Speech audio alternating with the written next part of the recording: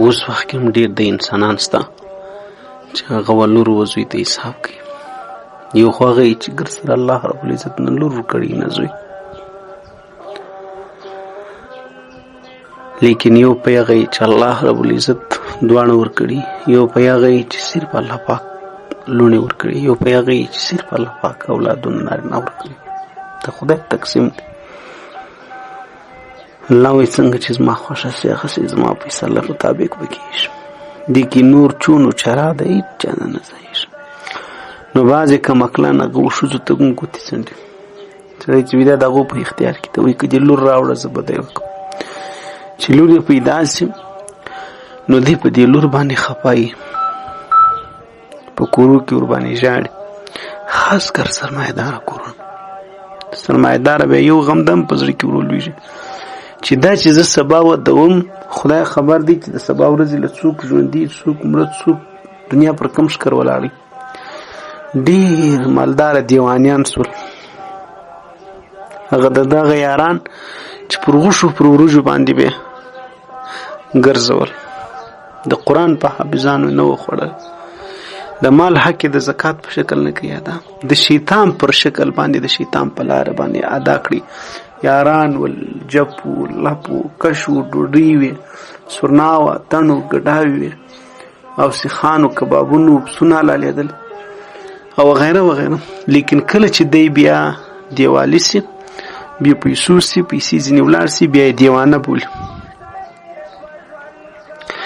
نو سرمایه‌دار نن له هم ژاړي، په ژړا سر یې هغه دې ته سوچ کوي چې دا خو د بل کور له ځي که زه بیا په نکاح ورکړم هغه بیا زما په مال دعوه کوي او دا به خپله حصه غواړي او میراث به غواړي او دا به کوي او دا به کوي. ولې مې زوی نه دی چې دا زما پیسې هغه ته مور پاته شوي ولې.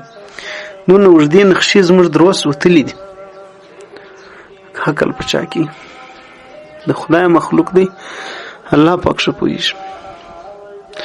موږ له خپله دا پکار ده چې موږ د خپل آخرت غم وخورو، لیکن دغه غم به بیا تعالی زوی خوري. بهرحال نو یو سړی 9 زامن یې ول یا 8 زامن یې ول یا 10 زامن یې ول یا 11 ول یا 9 ول، یوه لور پیدا سو. د لور په دې پیدا کېدلو ډېر زیات خفه سو. پر دې لور باندې د تورې شپې نوم کښېښوی، توره شپه یې وبلله. د خدای کار دی، د الله رب العزت فیصلې دي چې کله سر راغټ سول بچان او پلار په ژبه نه سر پوهېږي. دا هم د خدای پاک یو لوی عذاب.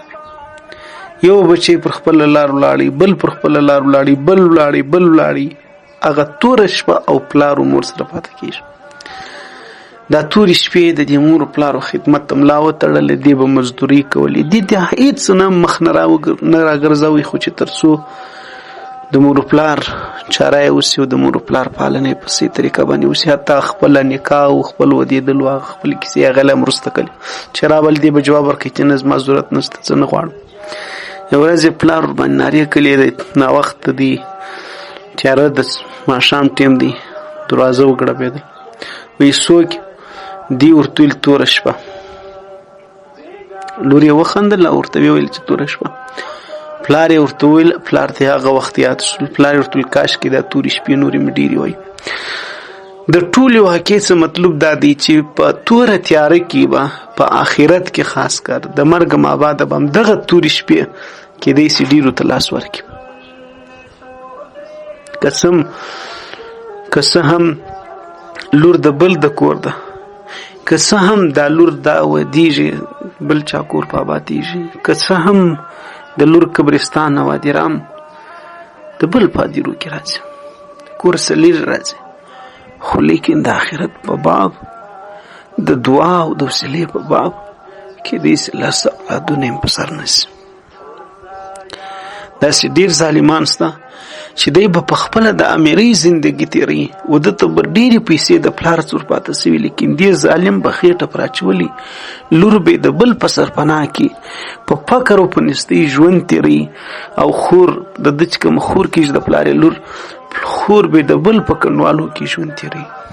که خپل د میراث حق ورکول شي نو د دې به هم د حج نصیب الله پاک وکړي، د دې به هم د خپل سرپناه نصیب وکړي، خپل ځای او ټکانه به معلومه سي، کلي والا به هم په عزت ورته ګوري، هر څه به برابر سي.